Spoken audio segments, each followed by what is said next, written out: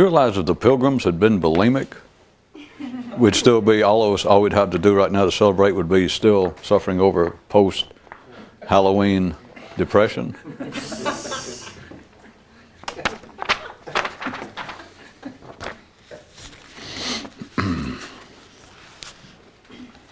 Just as bad dreams come only when you go to sleep, so does confusion and disturbance arise only when you mentally assert and deny. Thus it comes to pass that the awakened are on no one's side, the enlightened in no one's camp. Only those asleep and in the dark are partial, and it is the preferences that sustain their condition. More regarding the distinctions between thinking and knowing. Under ordinary conditions, if you can talk about it, it's from thinking. And if it's from thinking, it's not worth talking about. Ergo, never listen to anyone who insists, I know what I'm talking about. They mean, I think I know what I'm talking about, which is the same as not knowing. Thus to some can silence be a great teacher. One man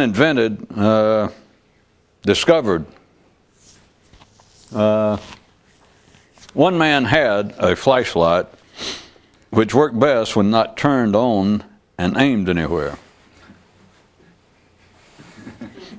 And a young lad asked his dad, how could you describe someone more conscious?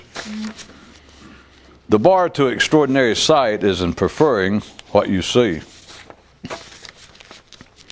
There are two types of people who want to help others, the fearful and the ignorant. There's actually a third one, the weak, but I hated to pick on everybody all at once.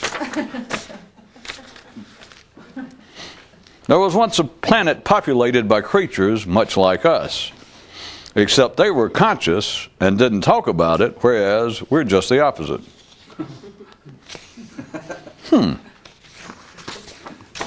Earlier in the program, it was noted that silence can be a great teacher, but let me be more exact.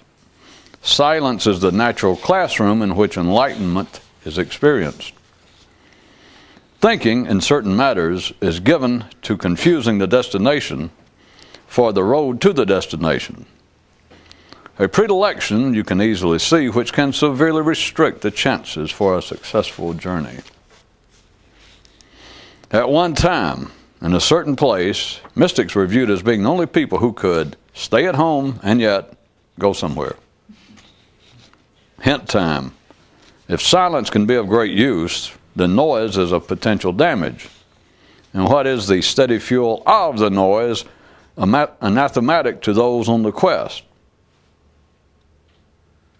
The sound of their own mental preferences. A man got life on the phone and asked, does intelligence have anything to do with it? With what? Replied life. Priests, psychologists, and other people with helpful advice are like those who are dissatisfied with the captivity of Egypt, but have yet to find the promised land. The way to tell that you're dyed-in-the-wool ordinary is that you don't mind being ordinary. A daughter asked her mother, what do you figure is the one question an enlightened person can't answer? And the elder pondered this for a moment and replied, if, now that they know the truth about life, they like it. And then did one part of one man's consciousness join in the continuing effort by saying to him, either bite my ass or don't bite my ass, but quit trying to decide whether you're going to or not. Sitting by a reflecting pool in the forest, a man so mused. Why? Through words can you make man appear foolish, but not so regarding any other creature? And just about then, his better sense prodded him to move away from the pool. Knowing is complicated by thinking, and thinking by asserting and denying. Mental likes and dislikes will kill us all. The way you can tell that someone is more conscious is by the fact that they're always home. How evolution works in one lifetime. Those who weary of religion take up psychology. And those who tire of psychology pick up philosophy. And those who wear out philosophy begin to think, maybe religion wasn't so bad after all. One guy asked another guy, how can you tell that someone's thinking? They're staring, he replied. But the first guy parried, but sometimes they're not. Ah, he countered, but internally they are. The visual scope of consciousness. Knowing is omnidirectional. The traditional transcendental sailor can be on any sea, look out and say, ah, what a place to be. As long as you continue to recognize what idiots other people are, you're safe. That is, nothing will be required of you. A man said to a mystic, okay, if that's the way it's got to be, then tell me where the secret isn't. Okay, replied the wise one, it isn't anywhere that you want it to be. One man asked life, do you care if I don't care? And during the holidays, the post office stayed open late. One man said he lived by the motto of answering only one kind of question, none. A man who looks to his own thinking for help is in need of more help than he'll ever be able to render. And if you're right, then how about the looking to other people's thinking for assistance, which is too dumb to answer? Another division for all of you division lovers. You can divide the world up into another two groupings of people. Those who have their most fun with their clothes off, and those whose greatest pleasure is had while still clothed. Note that mystics fall through the cracks on this one. On one world was once a race of beings who were actually robots, but the way they kept from realizing it was by continually thinking and saying, I. One man penned a note to his consciousness which read, don't leave home without it. The joke being, of course, that you can't unless you do. A man stupid enough to beat up on himself at least has picked a suitable opponent. After many, many frustrating years of trying, one man finally got life on the phone and exclaimed, I'm so excited. I can't believe it's really you. Then before he could ask any of the questions he had so long held, life said, what's your sign? And immediately crushed the man. Moral. If you think that just because you can think weird stuff that you're beyond the grasp of justice, you've still got a lot to learn about thinking. If you're dumb, I mean ordinary, it's good to remember that the dumb, I mean ordinary, are happiest when unaware of their condition. Those not up to facing the natural are those who like to think of the supernatural. On one world, the only way to hit a target was by aiming at it. But on a sister planet, things were just the opposite. If one of the characteristics of a more conscious person truly is that they mostly ignore things, then note that to ignore things, you can't have a preference as to what gets ignored. Okay, question me this. What is the anathema of ignoring? Thinking. Funny how it all works out. Statement never heard in certain hospitals. If getting well is the best I can do, then getting well doesn't interest me. Note, these certain hospitals are few and hard to stumble across. If you can fly a plane, you can take others for a ride.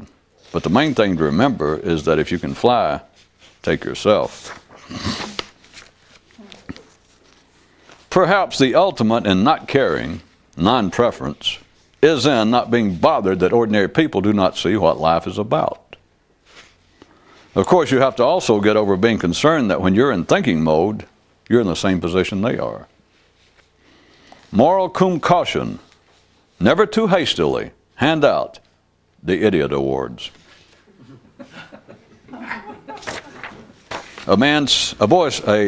A son said to his father, before I go off on my own, would you give me your best advice? And the elder replied, no, I love you too much. A different kind of songbird. The identifying call, could it be heard, of the awakened man would be, what's not to like?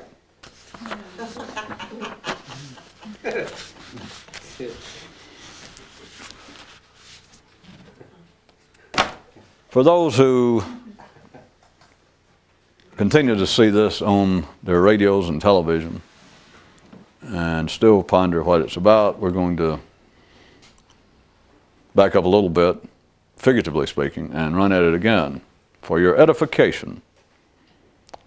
And plus, perhaps it will spur some of you on to watching it on TV rather than your radio.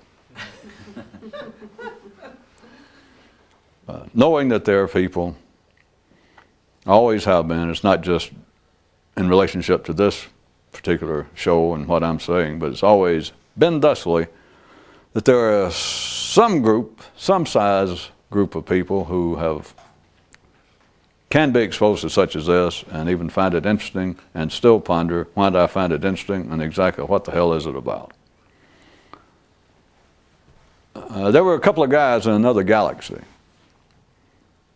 who had had extensive travels in our universe, and they were sitting around talking, and one of them, discussing where they had been, and one of them said, what would you say about a group of creatures on this one planet that not unlike us? These guys I'm talking about weren't unlike us, and so they were saying that they weren't unlike us. One of them asked the other one, so what would you say about a race of creatures on this one world who had a primary organ, one on which they much depended, that would actually function in a way unknown to them? And the other guy thought, if he had been more like us, he would have said something like, well, I'd call them idiots. But they had been around a bit more than most people on this planet, and so they realized that calling someone an idiot, making some judgment on their lack of insight or intelligence, was a reflection on their lack of insight and intelligence. But it did leave them with an interesting rhetorical conundrum. How could it be? What's afoot? What's up, Doc? That there could be some creatures with one of their primary organs capable of a function, capable of functioning in a way apparent, he said, totally unknown to them. What if I carried their story a little bit further and spoke up for one of them, continued the guy's story? Or let me jump in the story and pretend that I know what they're talking about. And I would say that the race of creatures that the first guy was referring to, that had an organ, that had a function, could have functioned in a way that the creatures did not know or not aware of, that he was not exactly on the money, the guy who had seen this, not questioning his observation, that's what he thought he observed. But let me pretend that I know exactly what he's talking about and had the same experience and just join in the story. Let me be a bit more specific with it and say that the creatures to whom he referred, that had an organ, primary organ, that had the ability to function in ways unknown to them, that his telling was not exactly correct. It was that more like this, that the alternative function or another functioning of the organ was not totally unknown to the creatures on some spotty basis. Was not totally unknown to them, but even those that had some awareness that could function another way could not perceive the purpose, could see no goal to the other functioning. This, by the way, if you took this from this other fictional world and you applied it as best as you could to this planet, that also answers why people cannot succeed in changing themselves into their admirable, institutionalized or institutional-based models. Would you care to clarify that? Oh, come on. I'm thinking. Oh, all right. It's why people can't be Buddhist. It's why people cannot become cured of psychological problems. Are you glad you asked me to clarify it? Well, I'm thinking. See? Furnabouts tear play.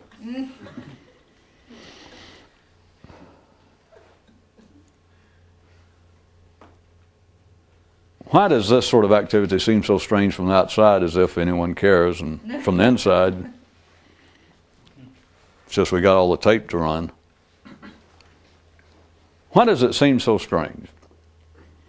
And it's really a useless battle to speak about this specifically. That's why I drag up religion and make up stories about people on other planets, because you speak about this specifically, it's really no better off to those who believe themselves interested, even just in passing. They're no better off. They do not find themselves any more elucidated. If you try and talk about it specifically, than they did based on their original inquiry. That is, that I sort of find it interesting, I think, what you're talking about, except I'm not sure what you're talking about. Would you tell me exactly what you're talking about? They do not, their understanding is not increased by trying to talk about it specifically. So back to the old vineyards out in the common marketplace. Man's brain is capable of functioning. Let's put it that way, because if I say functions, then it is a quite easy and expected step that people so given to such imagination then believe that we're referring to something like reading minds or faith healing or conversing with the dead or what all the other stuff is, out-of-body experiences, whatever. I'm not speaking of specific functions. I'm speaking of the brain being capable of functioning in a way outside, different from that to which everyone is accustomed. There are no specific functions to mention after that. But the reality of there being other functions, and for those of you just casual observers or watchers of this, let me repeat, I am not inferring anything that you know about. I'm not hiding anything, but I have nothing in mind. I'm not referring to some kind of paranormal abilities as they're thought of. I'm thinking of nothing in specific. I am referring to the fact that the human brain can function in a way that is distinct from the way it functions normally in every normal person. The reason that it's believed historically and continues to be believed that there are paranormal, supernatural powers of the mind, or of human consciousness or the spirit, whatever it is, it amounts to the same thing. Even though those speaking the words may not realize it, it all amounts to other operations of the human brain. It is known, the human nervous system, forget individuals for a minute, the human nervous system in the midst of life itself, part of life itself, indistinguishable, inseparable from life itself, the human nervous system already has the awareness in it that other things are possible based upon the fact that the human nervous system is not a finished product. That is why the mind is capable. That's why the man's brain is capable of the things it's capable of. That is why the man can adjust under immediate circumstances to the environment and can, in fact, manipulate the environment to better suit him. That he is not victim of what is normally considered the very gradual glacier speed of change in other creatures, assuming that there is change. You don't have to argue that. But it is the human brain. That being an awareness that there is no specific name for, there is no specific understanding it has given rise to the numerous notions that they're not completely illusionary. From one view, you can laugh at all the ideas of the paranormal and all the kinds of occult, New Age ideas, which is the same thing as laughing at religion. It's just that religion has a better track record and seems a bit more immune to passing sarcasm. It hopes it is. But it is a mistake to dismiss all of it as imagination, because there is no such thing as imagination. There's no materials anywhere for man to conceive of something cut from a whole new bolt of imaginary cloth. The brain is capable of functioning in a way that is unknown. That is what has given rise to such ideas as religion and men changing themselves. It is for that reason, though, that men cannot complete it. Or this is one description, it's not the reason, but it is one description, it is one way to look at why it is impossible. Anyone who dismisses and ignores what I'm saying, that is that the brain, an ordinary person's brain, humanity's brain collectively, at the average level, is capable of functioning in ways that are not normally experienced. And were it not for this reality, there would be no such idea as religion. But you understand that if the brain could ordinarily function in the way, if it could specifically function in ways of which it is capable, then people could be Christians and Jews and Buddhists. People could change by whatever standard, by whatever model they seem to have selected. Perhaps again I have torted this into an unrecognizable maze. But the very people, let's say fairly fundamental, orthodox, religious people of all stripes and of all ages have always dismissed the idea of mysticism, the idea of some transcendental experience as being whatever they call it, imaginary, blasphemous, work of the devil, whatever they call it. They may just dismiss it on intellectual bounds that there's no proof of it, which is sort of interesting for religious people to point out.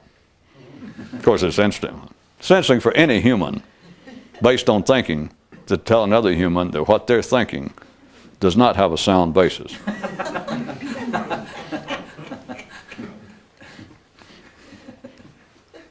I don't know, it's like Abbott criticizing Costello, and then Costello throwing a pie back at Abbott, and Abbott reaching for the seltzer bottle, and then Costello reaching for the bladder bag, and then Costello reaching for a cross, and so on.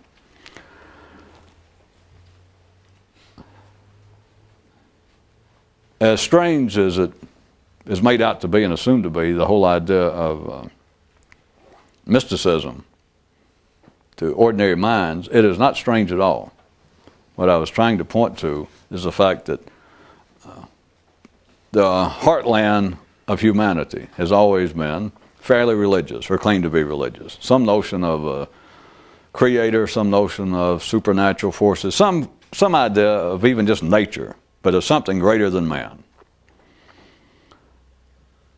That is still the statement of the fact, that is the awareness in the human nervous system, that the brain is capable of functioning in ways in which it does not normally function. Were it not for that, man could have no conception of anything beyond himself. My little made-up story in the beginning of the true intergalactic travelers, when one of them said, rhetorically, when he asked, what would you call creatures who had an organ that would function, that could function in ways, one of their primary organs was capable of functioning in ways that they were not aware of? What would you call them? And I cleaned it up when I said that his temptation, based upon his resemblance to us, would be to say, well, they're idiots, not to know it. The human nervous system has an awareness that this is true. Not that they're idiots. It takes a specialized human to know that. But they are aware of the fact that their brain is capable of functioning in ways of which they do not normally experience. No one can explain it, not an ordinary person, but it is based upon the fact that they believe in outside information. I thought the best example, and it probably was religion, but if you would like to expand it a bit, because it's certainly not localized to that, is the belief that there is information available outside of oneself. That is, from one view, just absolute foolishness.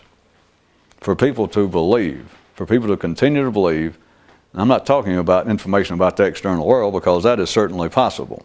That someone who lives in Norway, if you call them up on the phone and ask them to describe downtown Oslo, and you've never been there, they can do it. And you can say, well, now I got information.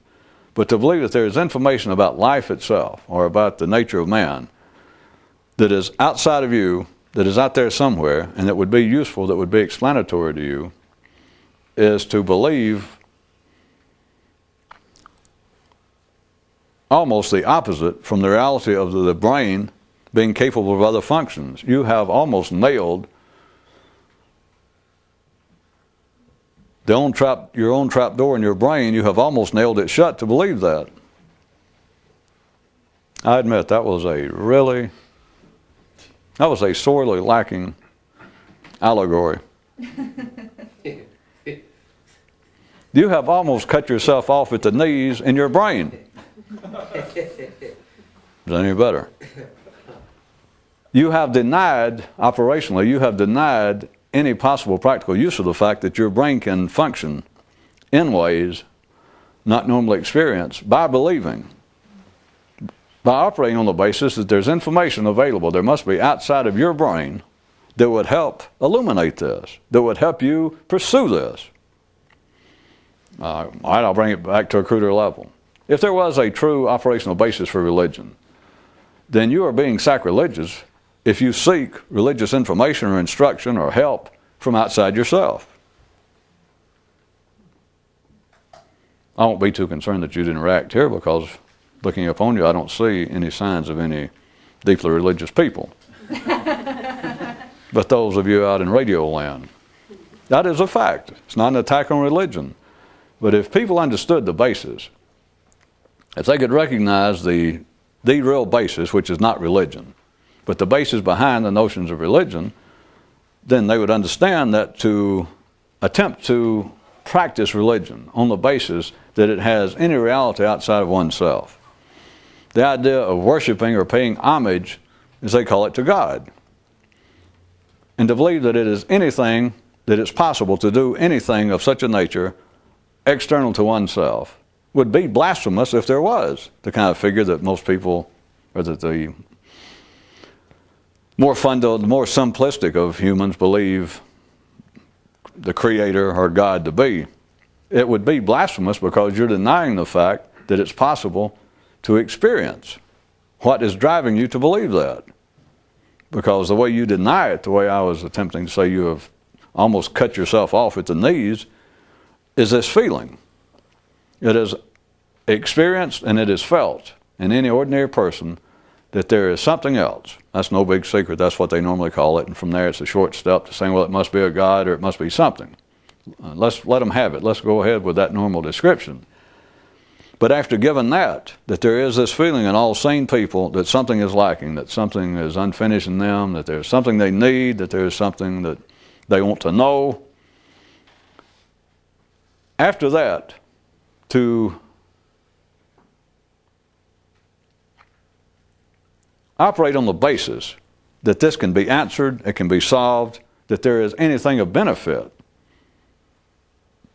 in this hunger, regarding this hunger, regarding these questions, that there is anything outside of oneself, then if the person was doing that on the basis that it was religious, there is the supreme act of blasphemy, in the true sense of the word, which is blasphemy is abject, unconditional stupidity. Because even the religious would have to agree. I'm sure they don't use that in their churches and temples and mosques. But what's a better synonym for even what they mean by blasphemy would be stupidity. Because what kind of idiot would insult God? I mean, stupid barely begins to cover it, it would seem to me. And yet they think of it as being, whatever they call it, evil. It's stupidity. And that's exactly what I'm talking about, except we're in the realm that stupidity has no real meaning because people are not stupid. Collectively, people are doing all they can, all they should be doing. But why is it, now besides civilians and people watching this on their microwave, people who take this seriously throughout the ages, what is it? The brain will function without any doubt, and we'll skip all the other shadow boxing and tap dancing. The brain is capable of functioning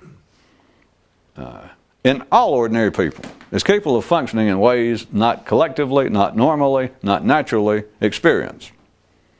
That is what is known on other planets as a fact. Of course, on other planets I'm thinking of, they don't have a word for fact, but if they did, that's what it would be. That is a fact. The problem, when you start out, people watching this, civilians, and people who then get involved or believe they are for a long time, the problem is, and by problem I mean the difficulty, the trickiness of it, is if you hear some description of it that just strikes you as correct, that the classic ones being that you finally read, someone has said that man lives in a dream and with certain efforts he can awaken, or that man lives in the dark. Man is born and lives in the dark naturally, but with certain extraordinary efforts he can step into the light. Or that man is born and lives routinely in captivity, but through certain efforts or knowledge he can be liberated. Between those three, that's the three main historical ones, that a person so with an interest intense enough, they read one of these descriptions and it immediately strikes them without any analyzation, no question, it just strikes them as yes. Now I know what's up. And it is even hard to shake the original picture from your mind, the words, that if the first one you read, or the one that caught your attention originally, was that man is born into slavery, but through certain knowledge and efforts, he can be free. You read that and you understand more than you actually can describe. That you immediately realize from other things and whatever the text was you read, whatever it took, you realize, you understood that this is not in any way talking about politics, economics, it's talking of nothing physical, it's talking about the very thing that had been bothering you internally. That yes, that's it. As I said, those who have been through it, you'll note you can be 60 years later and that original description is still the one that tends to spring to your mind when you think of it or when you speak of it. Because as far as you were concerned, it answered it all. And I don't mean there's anything wrong with it. But notice it is extremely difficult to ever escape the description itself regarding escape. That's what you feel as though that you are dealing with. That's what you're struggling against.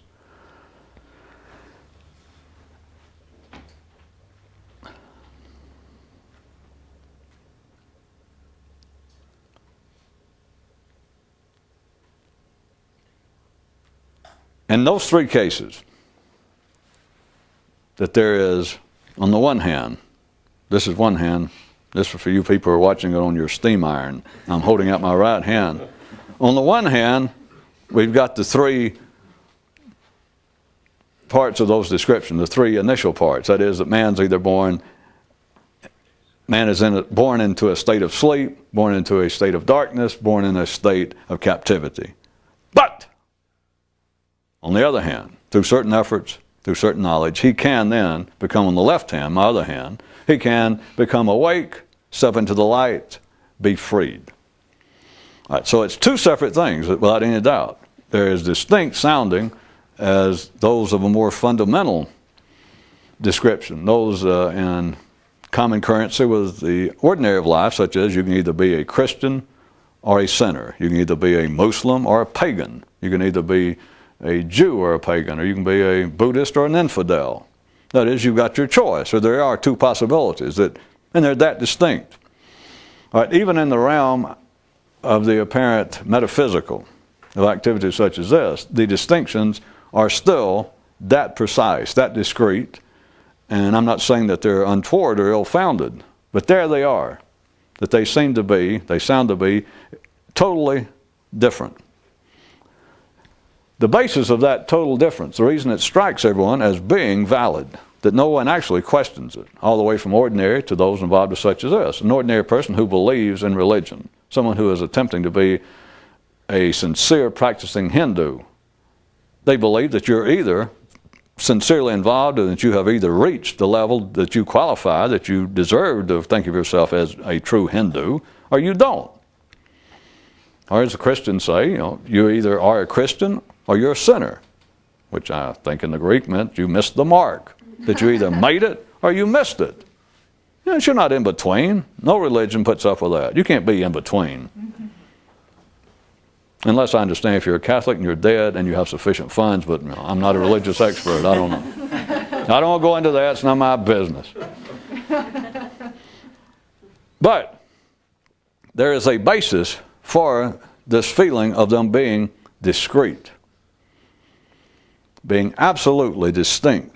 And it is what I'm telling you, that the first part, the missing the mark, being in the dark, being in captivity, being in a state of sleep, some kind of daze, that is the natural functioning of man's brain, but then you've got to say compared to. Because without taking into account, without being aware of yourself, without realizing that it is possible, then the first part is just bullshit. It's just a waste of time. It's bunk, it's foolishness to say that man's ordinary brain is in a state of sleep, is in a state of darkness, is in captivity. To say that to an ordinary person who does not take into account what I'm telling you is their own awareness that there is some other functioning possible in their brain. The human nervous system with ordinary people is aware of this. They have no name for it. When I say aware of it, I will be more specific. I understand even that word doesn't cover it. Because they're not aware of it. But it might be better to say, if this means anything to anyone listening, that they're not unable to be aware of something when it's pointed out to them at the moment. That is, ordinary people, if they followed what I was just saying for the last 40 minutes and just what I just said for the last 30 seconds, they would understand it. That it can be pointed out that don't you feel it, I could say to ordinary minds, don't you feel somewhere in you, forget the specifics, don't put a name on it, and I don't have anything in mind, but don't you feel that there is something going on in your brain, that there is some other possibility other than that which you experience? An ordinary person, momentarily, under the right conditions, just ordinary, they're in decent shape, and the weather's okay, and they're not hurting anywhere, they can momentarily, not necessarily be aware of what I said, but be aware of the fact that that is not untrue. They can, because it's in the nervous system. It's not speculation, and it's not something that may be. The nervous system, as I've drawn it out for you numerous times, is as though it's going up here and it got to the brain, and the brain is like it's still open. The brain itself, that it is still expanding. It is the one part in man, it's the one aspect of life on this planet that's observable, but within man, it's as though the nervous system, if you looked at it like being a tube going up, a pipe of some kind, all the rest of them, they go everywhere else, to your heart, to your lungs, to your kidneys, it goes there, and it stops in the organ. Energy goes there, and kidneys do kidney stuff. Gallbladders, bladder. Lungs, lung it up. Hearts, beat. But it goes up to the brain, and the brain does brain, but it is not closed up. So they're not unaware of what I'm saying. But there is no way to describe being aware of it, because ordinary people do not walk around with any awareness whatsoever. They do not think, well, my brain's not finished, or that my brain could do things that it doesn't normally do. Now, I'm getting close to people saying such as that, but then they turn it into normally aspects of behavior, or they turn it out, or they speak of it and think of it based on external standards, which now we're getting close to them saying, I could be a better person, that I would be a better person if only I could be a better blank, Jew, Christian, human, Democrat, American, Greek, Italian, something. But that's what they're in essence saying. Because were it not for that fact, it would never cross anyone's mind that they could be different, much less better. Because your kidneys do not think, boy, you know, if I'd got a better break in life, think where I'd be today. I could have been champ. All right, beavers. Well, surely you get the point. There would be no possibility. It would never occur to a man's brain that he could be different. Much less better, but it would never occur to anyone unless you have a non-finished, let's speak of just this planet, unless part of your nervous system, unless your nervous system is unfinished, there is no possibility of change. Not individually. There's no notion of change. If anything happens, if beavers have changed over the last several thousand years, it was on the beaver level. It was on the generic level. It was on the mass level of beavers changed. But individual beavers have no conception of change any more than your heart has any idea of change. There's only the brain that can dream of, that has thoughts, that has energy that goes through it, that then translates into humans, into thought, and then into words, such words as be better, change, do this instead of that, do that instead of this. I'll be a Christian instead of a heathen. I'll be a good person instead of a bad person. It is only there. And so that kind of nonverbal awareness is there because it's part of the brain's operation. But it's not aware of it under ordinary conditions. It cannot say what it is that's bugging it. It cannot say why it is that I don't feel satisfied. People don't do this, of course, but why do they not ever turn and at least speculate on this basis? That why is it that I feel so uncertain? Why is it I feel disturbed, confused mentally when I feel not that way in any other way, in any other manner?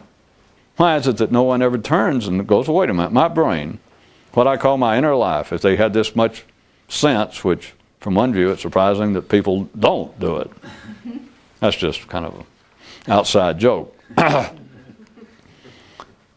a person think, well, no matter what they call it, psychological uncertainty, personal confusion, etc., that you would think by now that just ordinary people out in the street would narrow it all down and quit all this stuff about spirit and soul and heart and psychological. What they're saying is, in my brain is confusion, uncertainty. And if they had the ability to do that, they would also by then have had the ability to realize, well, I am in common company. It's me and everybody else. But then, why does not someone go, well, wait a minute. Is there something to be learned from this? My brain is never satisfied. Is there anything similar anywhere else in me? Does my heart, not in the poetic sense, but does my heart ever feel unsatisfied? Do my kidneys ever seem confused? Do my lungs ever appear to be disturbed? Does my gallbladder ever seem to have personal problems? Why does not anybody ever think that? Of course they have, but under guises so far removed from the blunt confrontation, the blunt reality of it, that it comes out in ways that are almost incomprehensible unless you have the magical ability to see what's going on and see through what people say. All of this, though, is based upon, where I was trying to point to, is based upon the reality, the whole idea that man can change individually, that you can change, and we're speaking psychologically, of course. We assume that we're somewhere beyond the level of a person saying, well, that their greatest desire to change is to lose 10 pounds. We're talking about the inner life, that of someone a bit more complex than just worried about the physical aspects of life. The whole notion, the basis of there being the notion that a person can change, is an easy one. It is not, as ordinary minds take it, open to speculation. It's not psychological, it's not religious, it's not otherworldly, it's not divine, it's not anything else than the fact that the brain itself is not a finished organ, and the brain, with ordinary people, is capable of functioning in ways that they do not normally experience. What I started to say was the problem in the sense of it's a challenge, a difficulty, even if you have already adopted, accepted some description that man is born in captivity, but through certain knowledge and efforts can be free. And let us assume that you have passed the point, but you heard that and you went, yes, now I know what I'm interested in. And so you started pursuing whatever seemed to be the system or what appeared to be the form from which you found that information, that description. And let's assume that you've gotten past the point of that you have no interest, you have no misconception that this refers to anything physical. Nothing. It has nothing to do with the ordinary world of man, the physical, survival, material world of man. And you also understand that it is strictly, or at least you strongly suspect, that it is strictly, or at least ultimately, an individual affair.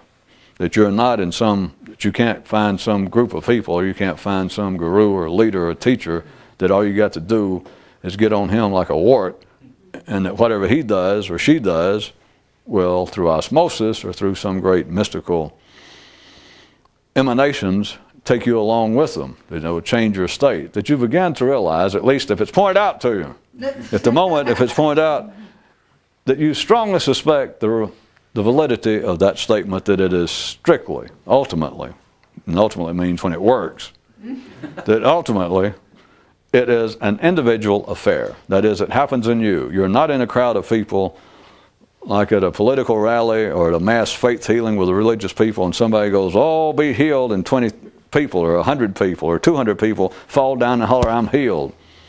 Or that they holler, everybody stand up and salute the flag. Everybody stand up and pay homage to me, your great leader. And everybody seems to do it. And it seems to have a mass appeal. That it all seems to be happening, or it seems to be happening to large numbers of people. There is no mass mysticism. And by mass, I mean anything over one. That is, in the mystical terms, a mass, a mob, a group, collective, is anything from 2 to infinity. It is all in your brain.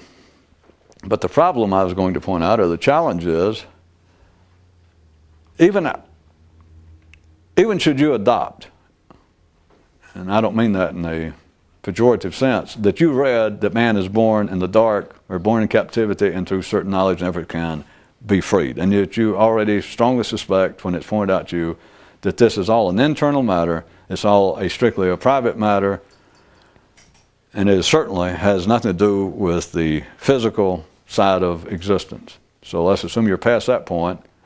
Here is the challenge, though.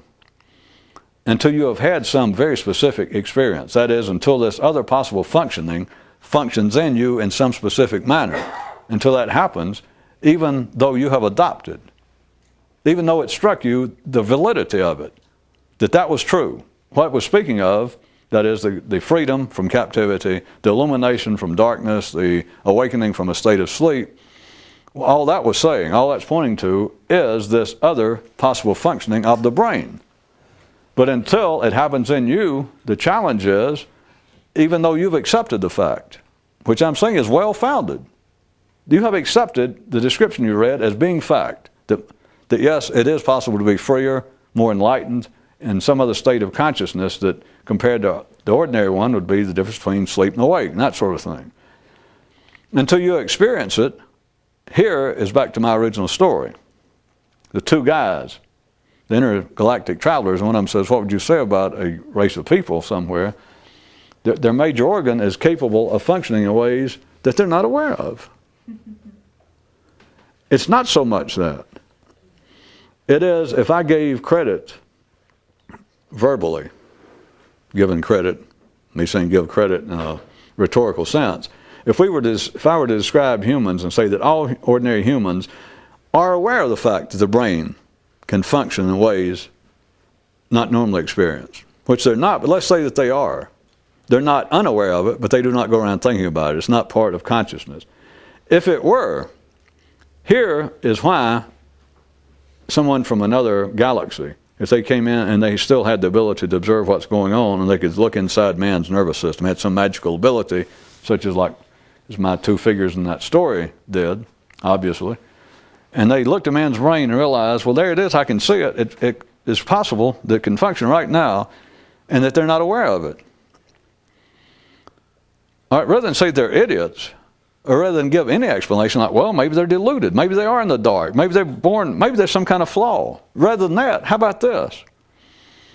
And as always, I'm really stretching the language now, but you either hear it or you don't.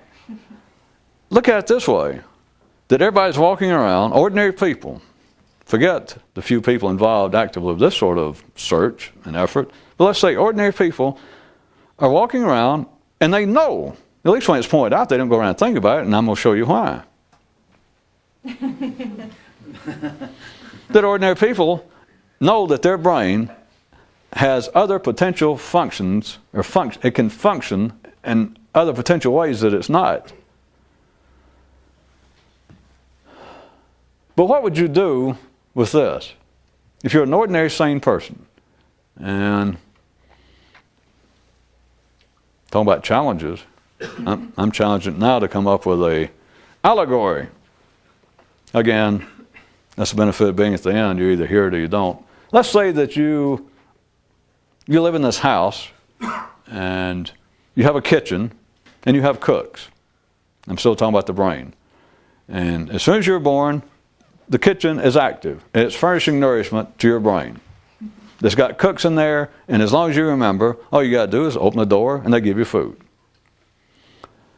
Then one day, it's pointed out to you that right next door to it, across the hall from this kitchen, you never noticed, somebody says, look at that other door, there's another kitchen in there. And that you push open the door, and sure enough, it's this whole kitchen, but nothing's going on. Now, what if it's pointed out several times, or maybe after the first time you even remember it? And you open the door again, and there's nothing going on. It's a full kitchen. It's as full, it's as well equipped as the one across the hall that feeds you. The one that you know now you depend on. That day or night, all you've got to do is just remember and just open the door there, just crack. No matter what you do, they're in there. 24 hours a day, they are busy keeping you fed. That's your thinking. That is the normal operations, that's the normal functioning of everyone's brain. But what if, and this is, like I said, I'm pushing the language, but what if I said it's not that people are idiots, and it's not that this kind of activity is so mystical, so far removed that it deserves the kind of names put upon it, such as mystical, metaphysical, and all that, and hocus pocus, and occult, and New Age, and what if it is? What I'm describing, that this is, now that I've done it, it's not a bad allegory. Thank you. That you open the door, and there is the other possible functioning of the brain that people know it's there. But they open the door, and so what? It doesn't do anything. Now, with ordinary people, that doesn't matter. But now, how about it? Now, back to talking to people who are specifically interested in this, there is the challenge for a long time, is even you're convinced that you keep opening the door. Maybe ordinary people only do it once or maybe twice, or only do it if somebody actually points it out. And then, I mean, how long can you stay interested? Take that allegory as workable for a second. How often would you look in a room and nothing ever goes on? I mean, how many times? 100? 1,000? And there's no sign of it. Maybe you even ask somebody else in some way. And you find out you get somebody else to do it, and sure enough, they got a kitchen like that, nothing's going on there. How many, you will very quickly, it's the nature of us, you would lose interest immediately. Just immediately. Think about the challenge until something goes on in your kitchen, for those who are actively pursuing such as this, that you look in that part of the brain. Of course, you got to turn away from the ordinary operations, which is the attempt to remember the name of God, the attempt to remember yourself, the attempt to do anything to try and bring this activity. Instead of you staying in the hallway and just constantly, you're at the mercy of the kitchen and the noise over here on your right, your main functioning of the brain. You keep trying to look over here. You know that there is something else, but every time you open the door, it's like nothing happens. The same as everybody else. Except with someone involved with this, you got to press on.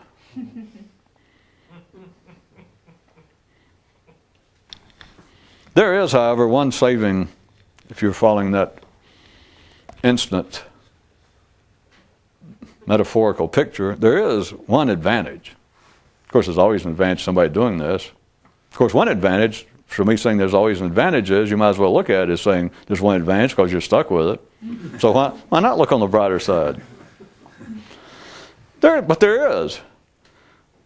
You can at least stand there in the middle of the hallway, and that is in itself a unique internal experience.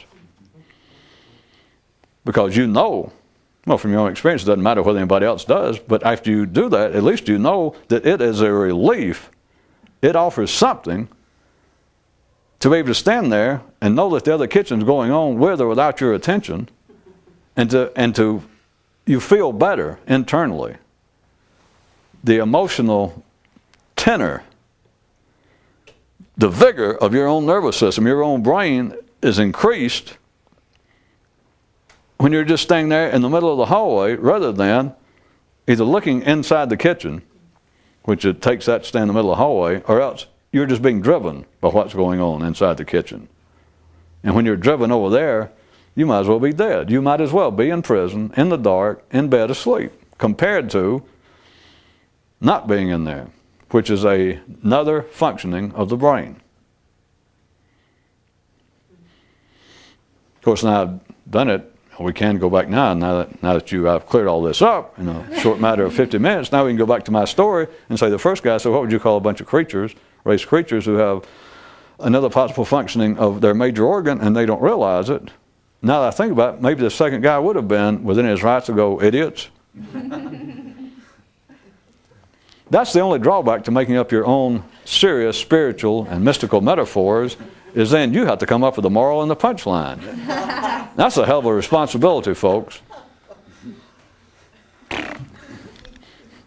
Well, only if you're addressing idiots. Then it is a grave responsibility. But I must point out to you, addressing audiences of idiots is always a grave responsibility, no matter what the subject, because they can turn on you.